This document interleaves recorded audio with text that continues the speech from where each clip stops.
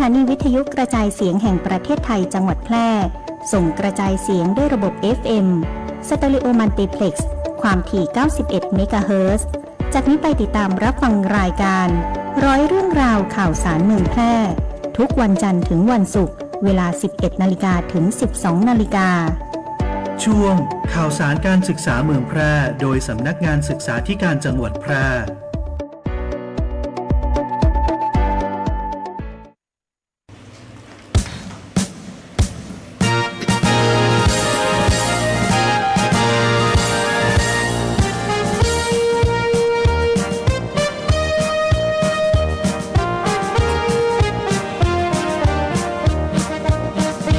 สำนักงานศึกษาธิการจังหวัดแพร่จิตแน่วแน่บริการด้านศึกษาบูรณาการทำงานยั่งยืนมาการศึกษาก้าวนำทีมทำงานรับผิดชอบเป็นใจในหน้าที่เทคโนโลยีมีใช้ในทุกด้าน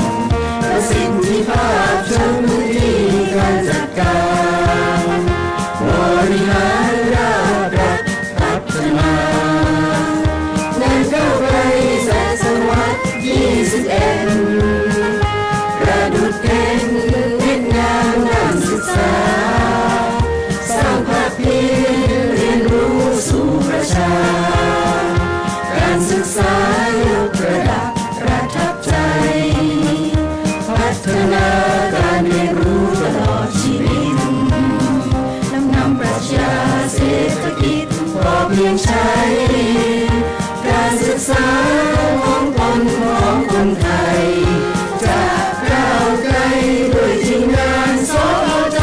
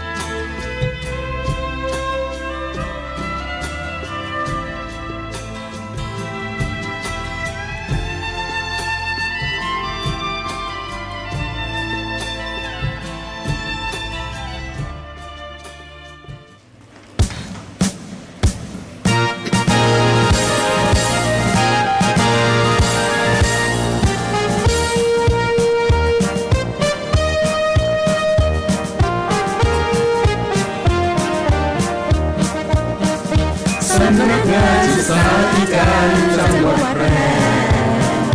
จิตแน่วแน่บริการด้านศึกษาบูรณาการทำงานยั่งยืนมาการศึกษาก้าวนำทีมทำงานรับผิดชอบเป็นใจในหน้าที่เทคโนโลยีมีใช้ในทุกด้านประสิทธิภาพเชิง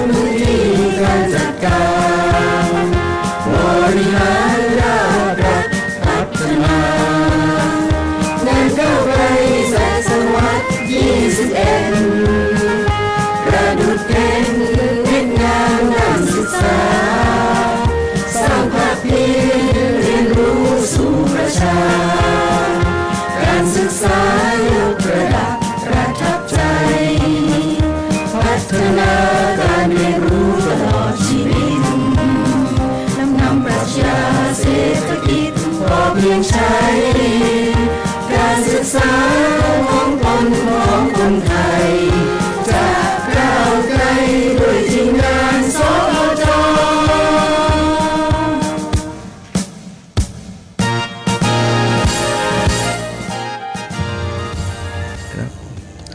สวัสดีค่ะท่านผู้ชมท่านผู้ฟังที่เคารพทุกท่านค่ะกลับมาพบกันเช่นเคยนะคะกับรายการร้อยเรื่องราวข่าวสารเมืองแพร่ช่วงข่าวสารการศึกษาเมืองแพร่ค่ะวันนี้เช่นเคยค่ะดิฉันกนกวรรณมลีนักวิชาการศึกษาชำนาญการเป็นผู้ดำเนินรายการนะคะวันนี้ได้รับเกียรติจากท่านศึกษาธิการจังหวัดแพร่ท่านสุทินจันทรวรเชษฐ์ร่วมรายการด้วยค่ะสวัสดีค่ะครับสวัสดีครับท่านพ่อแม่พี่น้องผู้ปกครองนักเรียนนะครับแล้วก็ผู้รับชมรับฟังทางบ้านนะครับวันนี้ก็เป็นวันสำคัญอีกวันหนึ่งนะครับที่ทางพระพุทธศาสนานะครับก็คือขึ้น15ค่ำเดือน11นะครับก็คือเป็นวันออกพรรษานะครับก็เห็นหลายคนหลายท่านนะครับแต่งชุดไปวัดนะครับไปทำบุญตักบาตรนะครับซึ่งในจังหวัดเราพรุ่งนี้ก็จะมีกิจกรรมที่สำคัญที่ของจังหวัดก็คือการตักบาตรเทโวโลหณะนะครับที่วัดพระธาตุช่อแห่นะครับวรมหาวิหารครับค่ะส่วนเช้านี้นะคะท่านศึกษาธิการจังหวัดแพร่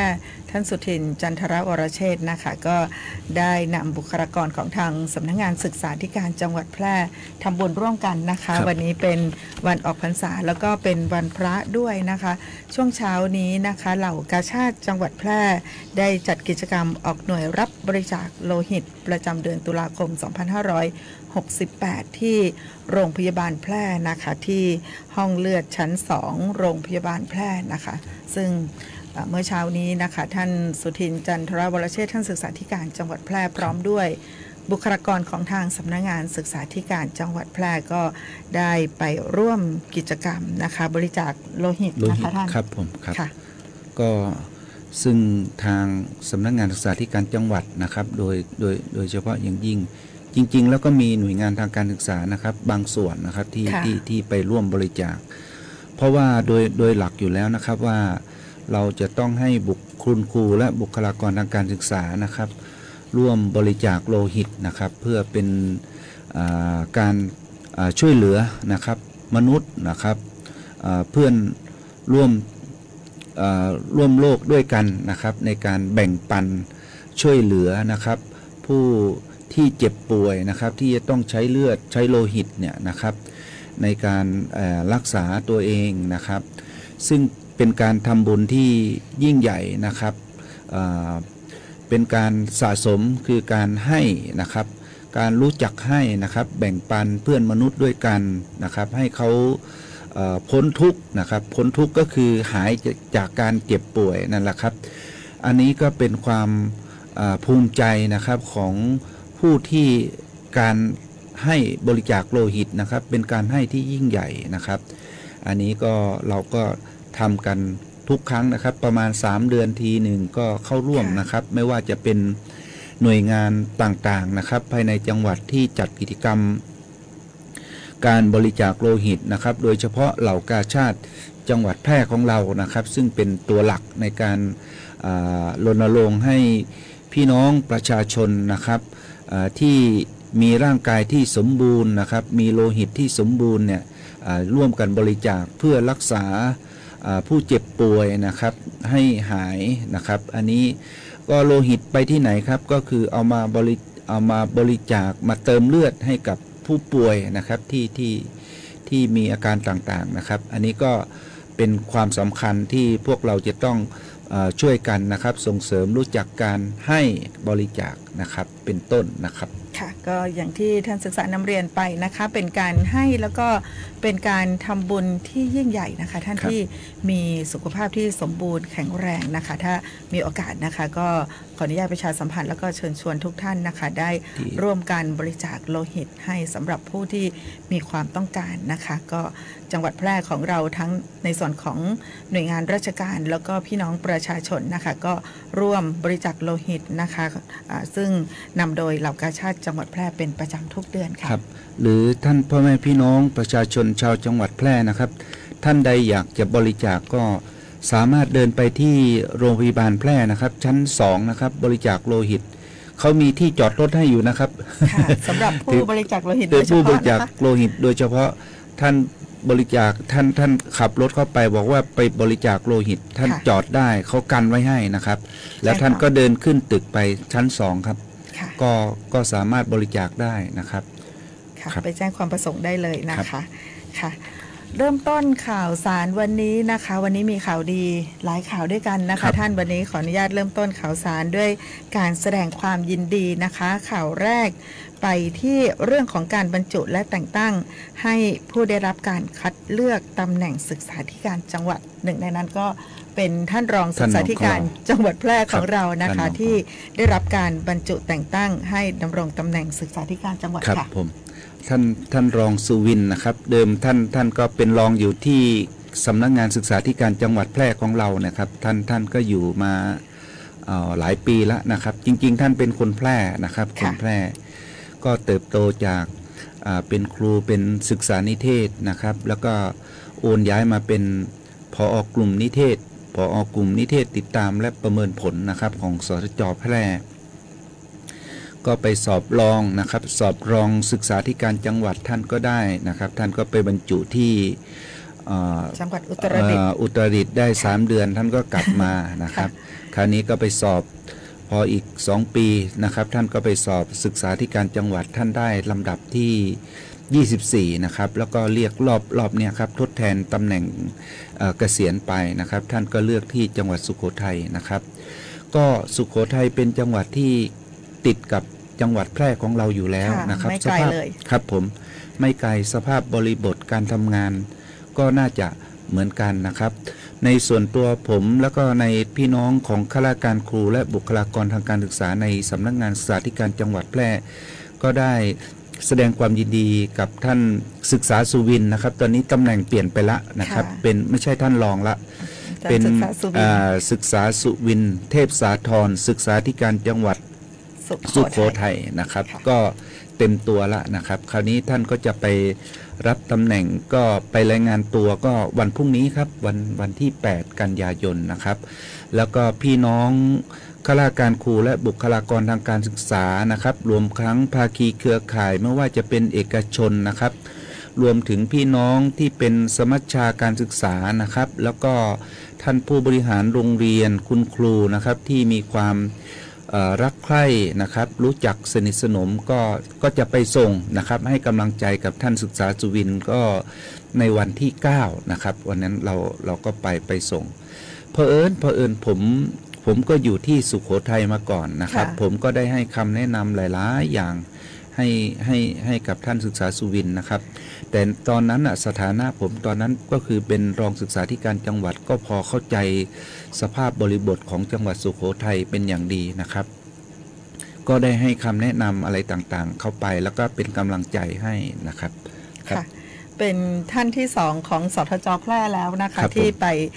ดำรงตำแหน่งศึกษาธิการจังหวัดสุโขทัยนะคะท่านแรกก็คือก่อนหน้านั้นท่านเป็นรองศึกษาธิการจังหวัดแพร่นะคะท่านประภัยพรอุทิยานะคะและท่านก็ไปดำรงตำแหน่งศึกษาธิการจังหวัดสุโขทัยนะคะตอนนี้ก็เป็นท่านสุวินเทพสาธรนะคะอย่างที่ท่านศึกษาสุทินบอกไปนะคะว่าท่านศึกษาสุวินเป็นชาวจังหวัดแพร่โดยกำเนิดนะคะเป็นชาวอำเภอสูงเม่นนะคะคนบ้านเหล่าเพราะฉะนั้นก็อีกหน่อยมีโอกาสนะคะท่านก็จะได้กลับมาพัฒนาการศึกษาของจังหวัดแพร่ของเราค่ะค่ะขอแสดงความยินดีกับท่านศึกษาธิการจังหวัดสุโขทัยค่ะท่านสุวินเทพสาธรค่ะค่ะอีกบัญชีหนึ่งนะคะก็หลังจากที่ท่านสุวินเทพสาธรนะคะท่านได้รับการบรรจุแต่งตั้งไปเป็นศึกษาธิการจังหวัดสุโขทัยเรียบร้อยแล้วนะคะทีนี้ตำแหน่งรองสทจ.แพร่ก็ว่างลงนะครับคราวนี้ว่างลงปุ๊บก็จะมีคนมาแทนนะครับก็ปรากฏว่าพวกเราก็ไปดูในคำสั่งก็ปรากฏว่าเป็นท่านรองพิทักษ์กาวีวนนะครับเป็นชาวจังหวัดแพร่เช่นเดียวกันเป็นคนจังหวัดแพร่อำเภอสูงเม่นนะครับก็ท่านรองพิทักษ์กาวีวนนี่ก็หลายๆท่านก็คงจะทราบอยู่นะครับว่าเมื่อก่อนท่านก็ไปเป็นรองผู้อำนวยการสำนักงานเขตพื้นที่การศึกษาประถมศึกษาแพร่เขต1นะครับหลังจากนั้นท่านก็ไปสอบรองศึกษาธิการจังหวัดได้นะครับ ท่านก็ไปอยู่ที่จังหวัดนครราชสีมานะครับแล้วก็แล้วก็ย้ายมาที่จังหวัดเชียงใหม่นะครับคราวนี้จังหวัดแพร่พอท่านศึกษาสุวินลุกนะครับก็ตำแหน่งว่างท่านรองพิทักษ์กาวีวนก็ย้ายมานะครับย้ายมาที่เป็นรองศึกษาธิการจังหวัดแพร่นะครับก็เป็นคนแพร่นะครับก็มีผลตั้งแต่วันที่2นะครับแต่ท่านก็จะมารายงานตัวนะครับในวันที่15เนื่องจากว่าเขาบอกว่าตอนนี้กำลังเคลียร์งานอยู่จังหวัดเชียงใหม่เนี่ยงานเยอะนะครับเคลียร์ต้องเคลียร์งานอะไรให้เสร็จส่งมอบงานให้เรียบร้อยแล้วก็จะกลับมาที่มารายงานตัวที่จังหวัดแพร่ในวันที่15ตุลาคมนี้นะครับค่ะสัปดาห์หน้านะคะท่านพิทักษ์กวีวนนะคะรองศึกษาธิการจังหวัดแพร่ก็จะมารายงานตัวอย่างเป็นทางการขออนุญาตอีกท่านหนึ่งนะคะซึ่งเป็นชาวจังหวัดแพร่เช่นเดียวกันเมื่อมีการขยับท่านรองพิทักษ์กวีวนนะคะรองศึกษาธิการจังหวัดเชียงใหม่เดิมนะคะย้ายมาดำรงตำแหน่งรองศึกษาธิการจังหวัดแพร่รองศึกษาธิการจังหวัดเชียงใหม่ก็ว่างลงนะคะก็มีท่านรองที่เป็นคนจังหวัดแพร่ย้ายมาดำรงตำแหน่งรองศึกษาธิการจังหวัดเชียงใหม่แทนก็คือท่านรองดนัยรัตน์กาดเกษมนะคะซึ่งเดิมท่านเป็นรองศึกษาธิการจังหวัดกระบี่นะคะท่านก็ย้ายมานะคะที่จังหวัดเชียงใหม่ค่ะก็ขอแสดงความยินดีกับทั้ง2ท่านนะคะอีกบัญชีหนึ่งนะคะเมื่อมีการแต่งตั้งแล้วก็ยกย้ายในส่วนของตำแหน่งรองศึกษาธิการจังหวัดเรียบร้อยแล้วนะคะอีกคำสั่งหนึ่งของสำนักงานปลัดกระทรวงศึกษาธิการก็คือในเรื่องของการรับโอนข้าราชการครูและบุคลากรทางการศึกษาผู้ที่ได้รับการคัดเลือกมาบรรจุและแต่งตั้งให้ดำรงตำแหน่งรองศึกษาธิการจังหวัดซึ่งเป็นชาวจังหวัดแพร่อีกเช่นเดียวกันนะคะที่ได้รับการบรรจุแต่งตั้งให้เป็นรองศึกษาธิการจังหวัดนะคะนั่นก็คือท่านเอกชัยใจกล่อมแก้วค่ะค่ะซึ่งเดิมตำแหน่งของท่านก็คือรองผู้อำนวยการสำนักงานเขตพื้นที่การศึกษามัธยมศึกษาแพร่นะครับค่ะก็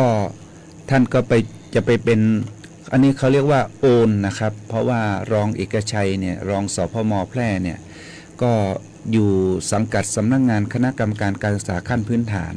แล้วก็จะมาเป็นรองศึกษาธิการจังหวัดซึ่งอยู่ในอีกแท่งหนึ่งก็คือสำนักงานปลัดกระทรวงเขาเรียกว่าการโอนนะครับการโอน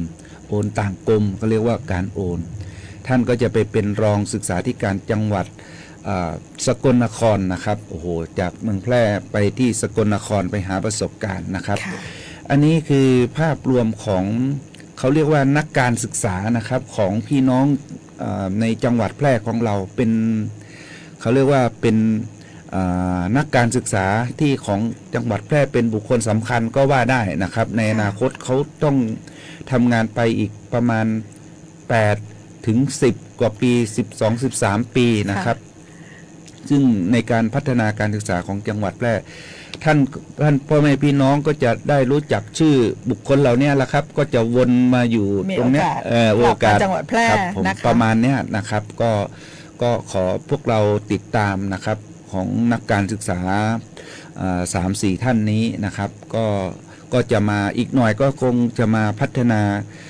การศึกษานะครับยกระดับคุณภาพการศึกษารวมทั้งภาคีเครือข่ายการศึกษานะครับมาร่วมด้วยช่วยกันในการพัฒนาการศึกษาจังหวัดแพร่นะครับผมเชื่อมั่นว่าต้นทุนของเราในจังหวัดแพร่นั้นส่วนหนึ่งผลผลิตอีกส่วนหนึ่งก็คือที่เป็นพื้นที่สีเขียวก็คือเกิดจากเราผู้นำทางการศึกษารวมทั้งพ่อแม่รวมทั้งข้าราชการครูและบุคลากรทางการศึกษารวมทั้งพ่อครูแม่ครูที่เกษียณไปแล้วเนี่ยที่ช่วยกันผลักช่วยกันดันนะครับขัดเกลาเด็กจนถึงทำให้ภาพรวมของจังหวัดแพร่ของเราเนี่ยเป็น mind map เป็นแผนที่พื้นที่สีเขียวอยู่ยังคงที่อยู่นะครับตลอดทุกปีการศึกษานะครับค่ะก็ขอแสดงความยินดีกับทุกท่านด้วยนะคะอีกข่าวหนึ่งนะคะเป็นข่าวแสดงความยินดีเช่นเดียวกันนะคะตอนนี้ผลการคัดเลือกเพื่อรับรางวัลพระฤหัสบดีประจำปี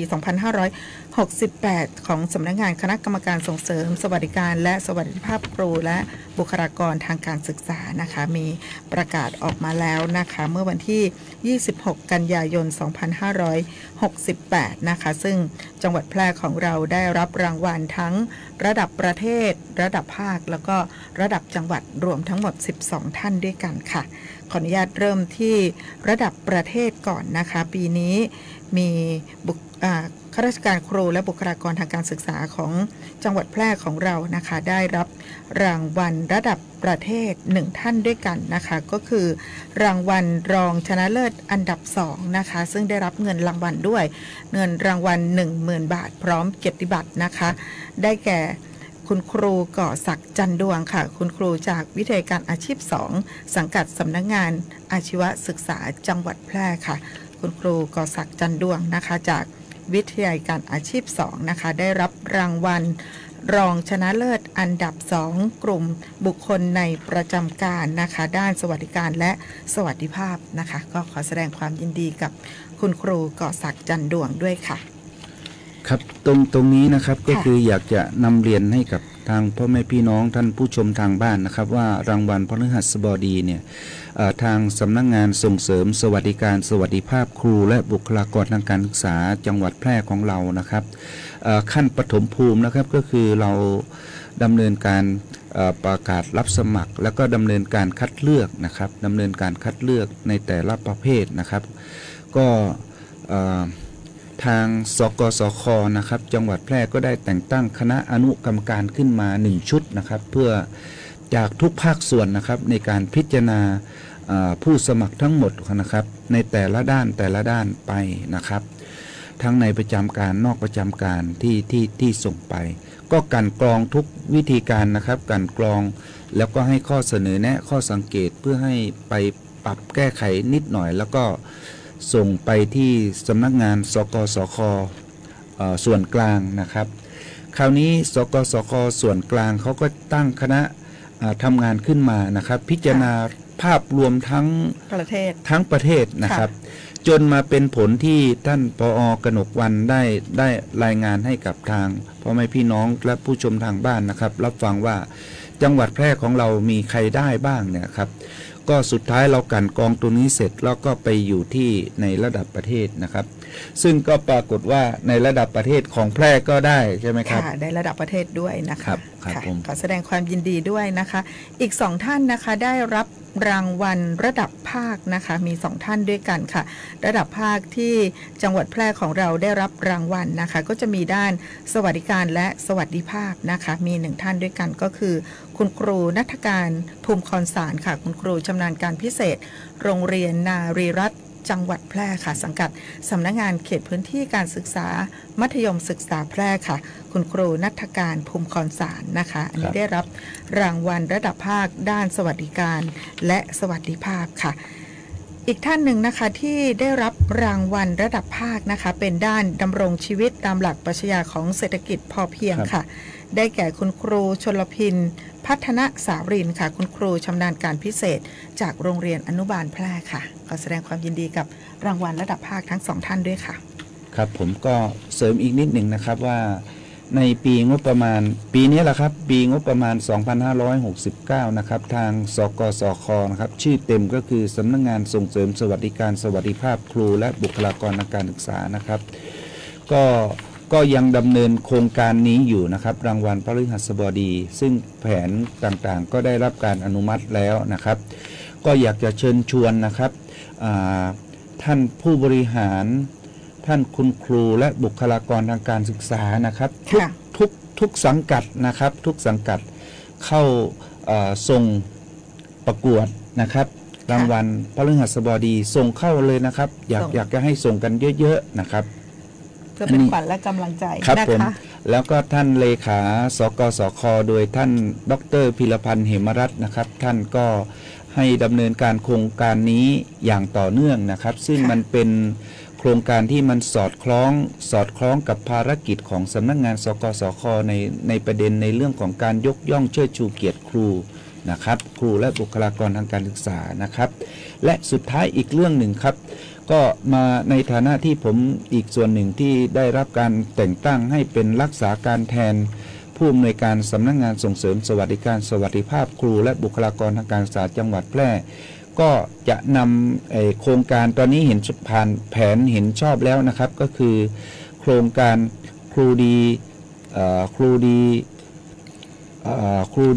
อะไรนะเขาเรียกว่าผมลืมครูดีสกสคแพร่ครูดีสกสคจังหวัดแพร่นะครับเมื่อก่อนเราดำเนินการในปี2567ในปี68เราไม่ได้ทำพอมาปี69นี้ผมให้บรรจุในแผนแล้วนะครับก็จะขณะนี้อยู่ในขั้นตอนที่แต่งตั้งคณะอนุกรรมการขึ้นมาปรับปรุงเกณฑ์นะครับปรับปรุงเกณฑ์ครูดีสีสกสคจังหวัดแพร่ขึ้นมาปรับปรุงเกณฑ์นิดหนึ่งนะครับเมื่อผ่านบอร์ดในปลายเดือนตุลาคมนี้นะครับก็ประมาณเดือนพฤศจิกาก็จะเปิดประกาศรับสมัครนะครับก็ไปตัดสินผลก็ประมาณปลายธันวานะครับแล้วก็จะมอบรางวัลในวันที่16 มกราคม 2569 นี้นะครับเดี๋ยวรายละเอียดขณะนี้ขั้นตอนก็อยู่ในการของตั้งคณะอนุกรรมการขึ้นมาพิจารณาปรับปรุงหลักเกณฑ์เสร็จแล้วก็เข้าบอร์ดคณะกรรมการสกสคจังหวัดแพร่เสร็จปลายเดือนนี้นะครับต้นเดือนพฤศจิกาก็จะประกาศรับสมัครแล้วนะครับก็ขอเชิญชวนคุณครูและบุคลากรทางการศึกษาผู้บริหารนะครับร่วมกันส่งผลงานเข้ามานะครับก็จะเป็นเกียรติบัตรให้กับคุณครูและบุคลากรทางการศึกษาเพื่อเป็นขวัญกำลังใจในการรับมอบเกียรติบัตรในงานวันครูครับค่ะวันนี้ท่านศึกษาธิการจังหวัดแพร่ในนามรักษาการผอ.สกสค.จังหวัดแพร่นะคะมาประชาสัมพันธ์ด้วยตัวเองเลยนะคะขออนุญาตไปที่รางวัลระดับจังหวัดนะคะซึ่งจังหวัดแพร่ของเราได้รับรางวัลระดับจังหวัดด้านสวัสดิการและสวัสดิภาพครูนะคะไปดูที่กลุ่มครูและคณาจารย์นะคะกลุ่มครูและคณาจารย์นะคะผู้ที่ได้รับการคัดเลือกได้แก่คุณครูระชาภาอุมารังสีนะคะคุณครูชำนาญการพิเศษโรงเรียนอนุบาลแพร่สังกัดสำนักงานเขตพื้นที่การศึกษาประถมศึกษาแพร่เขต1ค่ะคุณครูวรลักษณ์เสมอใจค่ะคุณครูโรงเรียนเจริญศิลป์นะคะซึ่งเป็นโรงเรียนเอกชนในกำกับของสำนักงานศึกษาธิการจังหวัดแพร่นะคะคุณครูนัทนรีตั้งตระกูลค่ะคุณครูชำนาญการพิเศษวิทยาลัยอาชีวศึกษาแพร่สังกัดสำนักงานอาชีวศึกษาจังหวัดแพร่ค่ะ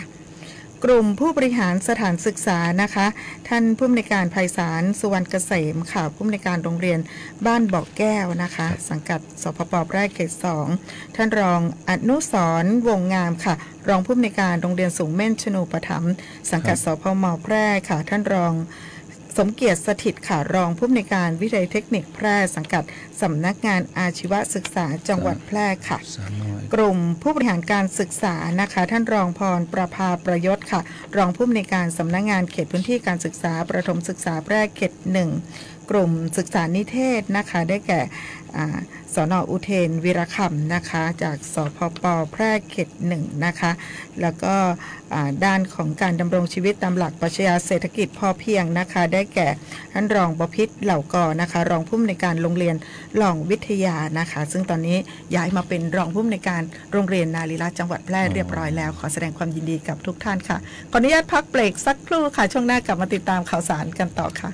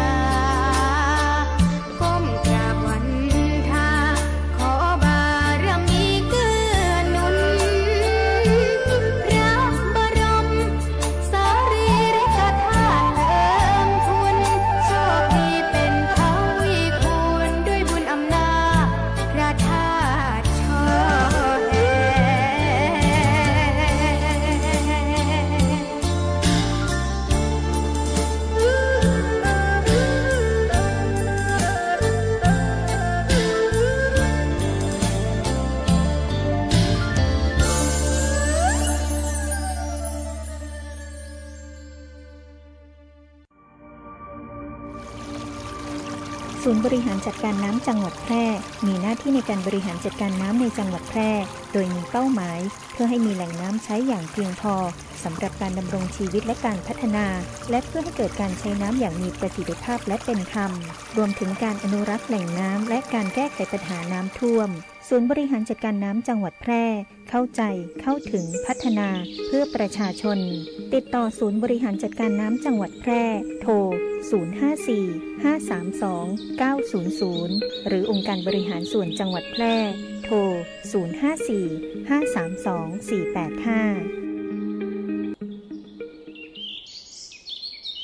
ประกันไม่ใช่แค่เพียงธุรกิจที่เอามาขายคุณเพื่อเงินแต่ประกันเป็นการกระจายความเสี่ยงของคุณไปให้บริษัทประกันถ้าไม่เชื่องั้นลองฟังนี่ผมชื่อประกรณ์มีบ้านอยู่1 หลังอยู่มาวันหนึ่งแก๊สระเบิดบ้านผมก็หายไปคุณว่าใครจะรับผิดชอบให้ประกรณ์ถ้าเขาไม่ทำประกันทำประกันเถอะครับจะประกันไหนๆก็อุ่นใจเมื่อมีประกันคปภ.สำนักงานคณะกรรมการกำกับและส่งเสริมการประกอบธุรกิจประกันภัยใบขับขี่ออนไลน์เนี่ยง่ายตั้งอกตั้งใจบ่ต้องไปขนส่งบ่ต้องไปอบรมบ่ต้องสอบกะถ่ายรูปโอนจ่ายจบโหจับโปะข่าวปลอมดีหนาติหูตันบ่หลงเจือบ่กดไลค์กดแชร์แม่นก็เพียนแสงล่าสุดยอดเพียนเทพีสีม้อยคนงามตีบ่สเลกสลามไปเจือเขาแต่ละมือแต่ละเดทเพจปลอมโมนี่นะลูกเล่นมันแผลวเวลาปะข่าวแบบเดียวกันเนี่ยก็ต้องเช็คแล้วเช็คแหมเลือกอันติมีแหล่งอ้างอิงติมาชัดเจนตรวจสอบได้น่าเจือถือบางเตือเนี่ยต้องพอแผว URL ปุ่นนะเพราะเขาจังปลอมแปลงเนี่ยคือค่ายกันสับปะตรวจสอบสอบไปสอบมาสุดท้ายอาจจะป้าว่าดันเป็นข่าวเก่าเหี่ยก็ได้หรือป้าการแจ้งเตือนจากเว็บไซต์อื่นว่าอันนี้เป็นข่าวปลอมและหมู่ข่าวปลอมเนี่ยกระจังสะกดคำพิษด้วยนะบางอันก็ไปเอาหูภาพจากข่าวเก่ามาใจเพื่อเพิ่มความน่าเชื่อถือปะจะอีต้องตั้งสติให้ดีแต่ทำความเข้าใจหูเต่าตันสังเกตข่าวปลอมหมู่ติลึกจังเผยแพร่แต่ข่าวปลอมบดีล่อเล่นกับระบบเนอมีสิทธิ์ติดคุกนะ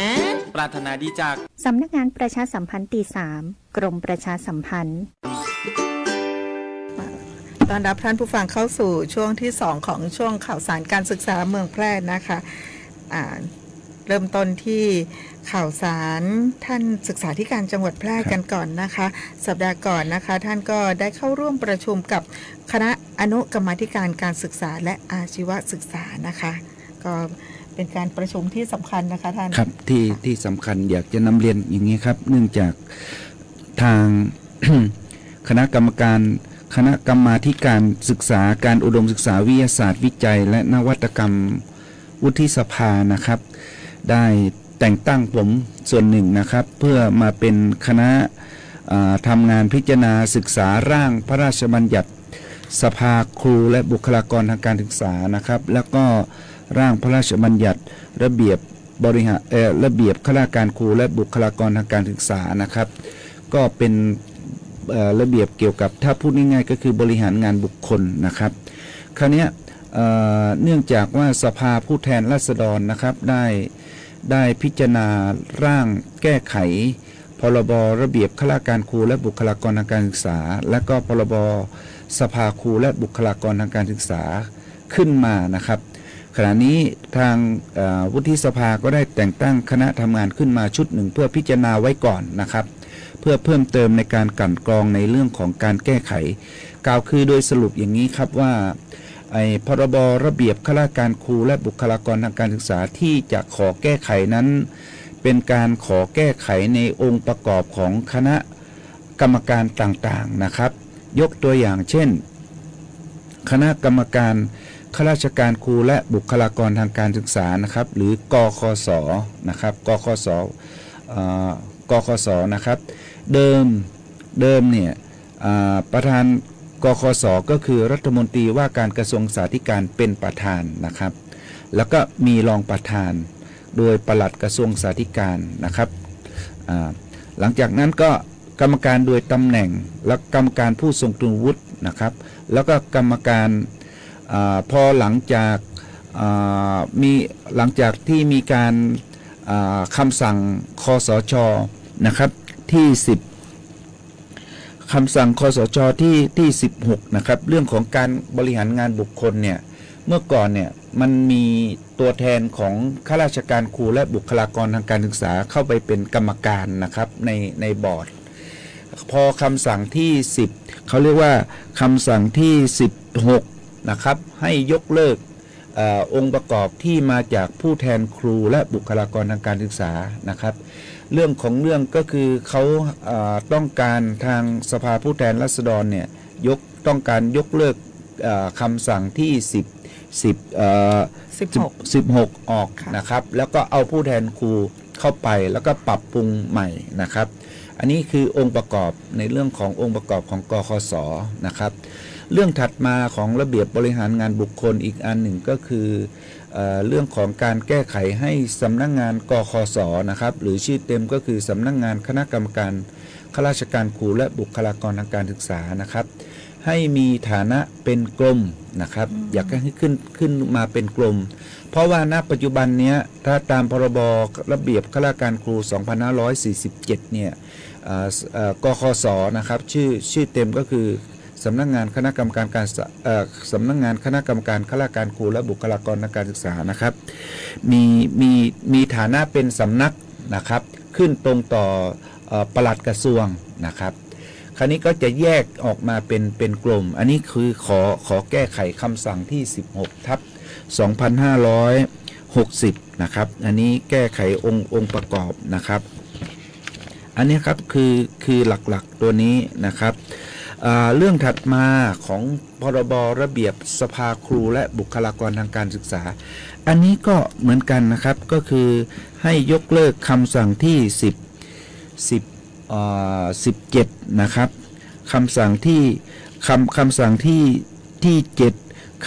ที่17นะครับคำสั่งที่7ก็จะเป็นเรื่องของคณะกรรมการบทบาทคณะของกรรมการครุสภาเมื่อก่อนเนี่ยมีผู้แทนข้าราชการครูและบุคลากรทางการศึกษานะครับพอมีคำสั่งที่7ออกมาให้ยกเลิกนะครับผู้แทนครูก็ไม่ได้มีส่วนร่วมเพราะฉะนั้นเขาก็เลยขอแก้ไขก็คือให้ยกเลิกคำสั่งที่7คำสั่งที่17ในเรื่องของคณะกรรมการครุสภาจะต้องมีผู้แทนข้าราชการครูและบุคลากรทางการศึกษาเข้ามาเหมือนเดิมนะครับเรื่องเข้ามาเหมือนเดิมแต่ครั้งก่อนเนี่ยองค์ประกอบครูเนี่ยตั้ง12คนคณะกรรมการครุสภาเมื่อก่อนเนี่ยมีทั้งหมด39คนเป็นผู้แทนครูทั้งหมดเนี่ยครูและบุคลากรทางการศึกษาเนี่ยตั้ง12คนคราวนี้เวลายกมืออะไรเนี่ยมันจะหนักไปมันมากไปนะครับก็ขอแก้ไขแต่ให้มีข้าราชการครูบุคลากรทางการศึกษาเข้ามามีส่วนร่วมนะครับเช่นเดียวกันคณะกรรมการมาตรฐานวิชาชีพครับท่านพ่อแม่พี่น้องท่านทราบไหมครับคณะกรรมการมาตรฐานวิชาชีพคณะกรรมการชุดนี้แหละครับที่จะพิจารณาที่ว่าครูที่ไปทำร้ายเด็กครูที่กระทำความผิดประพฤติผิดจรรยาบรรณวิชาชีพนะครับพักใช้ใบอนุญาตเพิกถอนใบอนุญาตนี่แหละกรรมการชุดนี้ครับ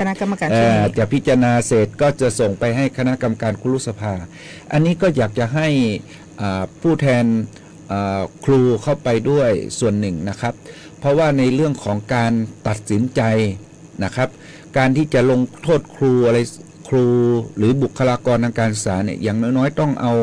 กรรมการที่มาจากผู้แทนครูเนี่ยเข้าไปมีส่วนร่วมในการพิจารณานะครับอันนี้ในของครุสภาของกรรมการมาตรฐานวิชาชีพด้วยนะครับแก้ไของค์ประกอบแล้วก็ปรับให้มันสอดคล้องกับส่วนราชการที่เป็นปัจจุบันที่มันตั้งขึ้นใหม่นะครับตั้งขึ้นใหม่ก็คืออะไรครับเช่นยกตัวอย่างเช่นกรมส่งเสริมการเรียนรู้ซึ่งเขาจัดตั้งขึ้นมาใหม่นะครับเดิมก็คือกศน.เดิมนะครับปรับใหม่ขึ้นมานะครับและอีกอันหนึ่งที่มีความสำคัญก็คือคณะกรรมการส่งเสริมสวัสดิการสวัสดิภาพครูและบุคลากรทางการศึกษานะครับหรือเรียกสั้นๆว่าคณะกรรมการสกสค.นะครับก็พอภายหลังจากมีคำสั่งคสช.ที่16เดี๋ยวนะครับเดี๋ยวนะคำสั่งที่17ครับ17ก็ยกเลิกไม่มีผู้แทนจากข้าราชการครูและบุคลากรทางการศึกษานะครับ ก็แก้ไขให้กลับมามีใหม่นะครับแต่องค์ประกอบก็จะลดลงนะครับเพื่อครั้งก่อนเนี่ยองค์ประกอบผู้แทนครูเนี่ยมันมากไปเวลายกมือเนี่ยมันยกมือนี่เสียงมันจะมากนะครับเขาก็เลยแก้ไขใหม่นะครับให้มีองค์ประกอบให้ครบถ้วนมีประธานมีกรรมการโดยตำแหน่งนะครับมีผู้ทรงคุณวุฒินะครับมี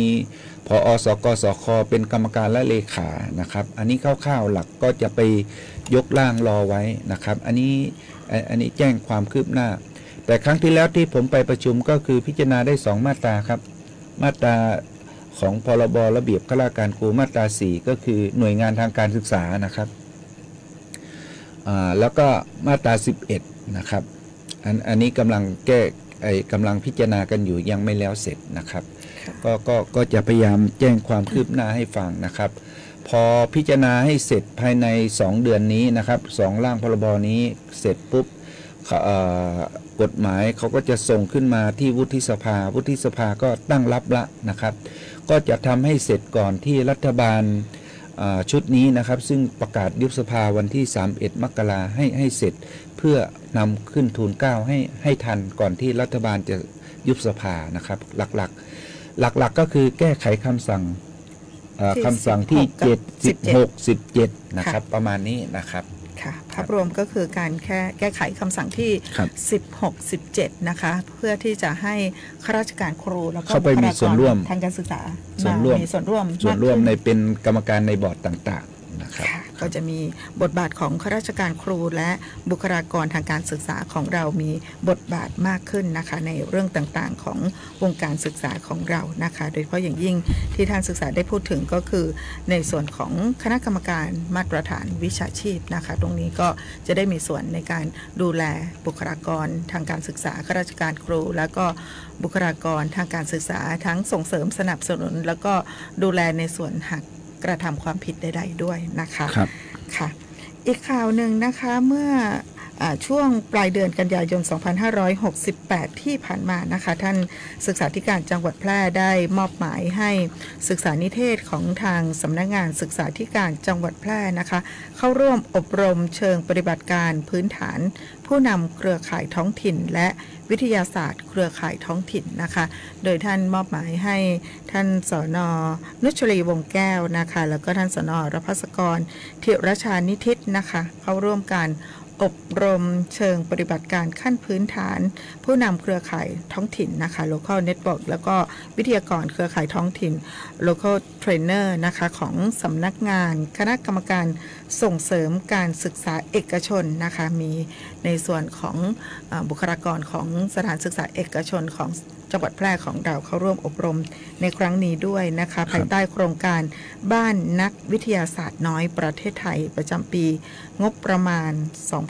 2568 นะคะอบรมกัน3วันด้วยกันค่ะระหว่างวันที่ 24 ถึง 26 กันยายน 2568 ที่กรุงเทพมหานครนะคะเพื่อที่จะพัฒนาขับเคลื่อนนะครับโครงการบ้านวิทยาศาสตร์น้อยนะครับโดยเฉพาะอย่างยิ่งเนี่ยไม่ว่าจะเป็นของเขตพื้นที่นะครับแล้วก็ของเอกชนเราขณะนี้ก็มีการขับเคลื่อนนะครับศูนย์บ้านวิทยาศาสตร์น้อยใช่ไหมส่วนหนึ่งนะครับซึ่งขณะนี้ที่โรงเรียนมารดาอุปถัมภ์นะครับแล้วก็ต่อไปก็จะจัดตั้งมาอยู่ที่ศูนย์ของสำนักงานศึกษาธิการจังหวัดนะครับของเราเป็นหลักในเรื่องของโครงการบ้านวิทยาศาสตร์น้อยนะครับเรามีศึกษานิเทศของเรานะครับเป็นผู้นำเครือข่ายใช่ไหมครับครับตอนนี้หลักๆเลยนะคะในส่วนของแกนนำในการดำเนินงานโครงการบ้านนักวิทยาศาสตร์น้อยของโรงเรียนเอกชนในจังหวัดแพร่ของเราก็คือโรงเรียนมารดาอุปถัมภ์นะคะอีกหน่อยอย่างที่ท่านศึกษาบอกไปก็คือจะมีศูนย์ที่ทางสำนักงานศึกษาธิการจังหวัดแพร่ด้วยนะคะดูแลครอบคลุมทั้งจังหวัดแพร่เลยนะคะค่ะวันนี้เวลาของช่วงข่าวสารการศึกษาเมืองแพร่หมดลงแล้วนะคะติดตามรับฟังข่าวสารได้เป็นประจำทุกวันอังคาร 11 นาฬิกาโดยประมาณทางสวท.แพร่แห่งนี้นะคะแล้วก็ติดตามดูย้อนหลังได้ทางเพจ Facebook ของทางสวท.แพร่แล้วก็สำนักงานศึกษาธิการจังหวัดแพร่ค่ะวันนี้ขอบคุณท่านศึกษาธิการจังหวัดแพร่ค่ะขออนุญาตนำลารายการท่านผู้ฟังท่านผู้ชมไปก่อนค่ะสวัสดีครับ